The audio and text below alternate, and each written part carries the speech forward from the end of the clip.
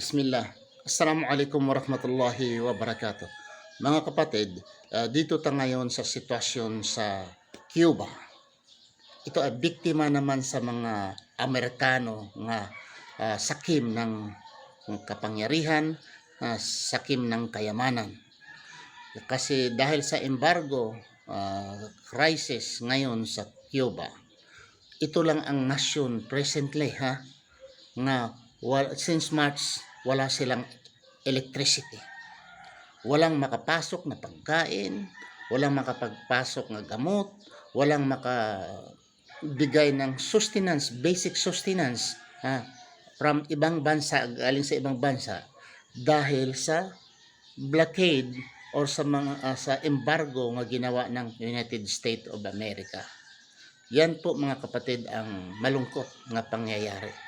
Kung anong ginawa sa Israel, doon sa Gaza, na hindi pinapapasok ang mga medical team, ang mga pagkain hindi pinapapasok sa Gaza, yun din ang ginawa ng mga Amerikano, kapangyarihan ng Amerikano doon sa Cuba.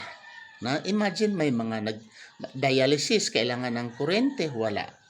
May mga na-incubate na mga bata, bagong isinilang, kailangan ng incubator, wala silang kuryente. Bakit?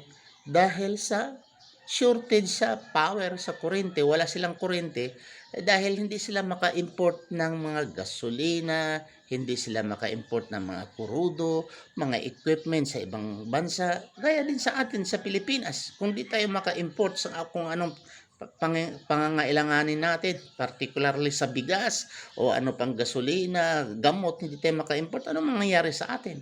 Yun ang ginawa ng mga Amerikano. Basta hindi ka luluhod sa kanila, ay mamatay ka sa gutom.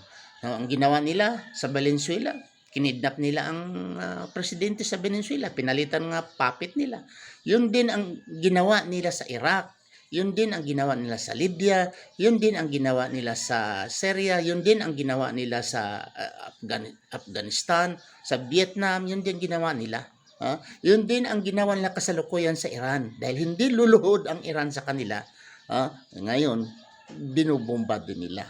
Yet maraming mga Kristiyano ngayon nagdadasal sa ikabubuti ng Amerika. Ano bang bansa nga ginagawa? Anong bansa na gumagawa kagaya ng ginagawa ng Amerika? Pag hindi ka susunod, hindi ka luluhod sa Amerika, kawawa ka. 'Di ba?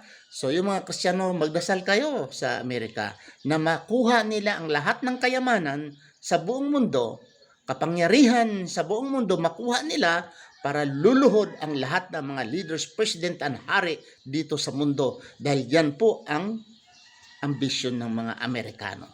At maraming Kristiyano, amin, amin. Kung di kayo kontento, maghanap kayo sa ChatGPT. Okay.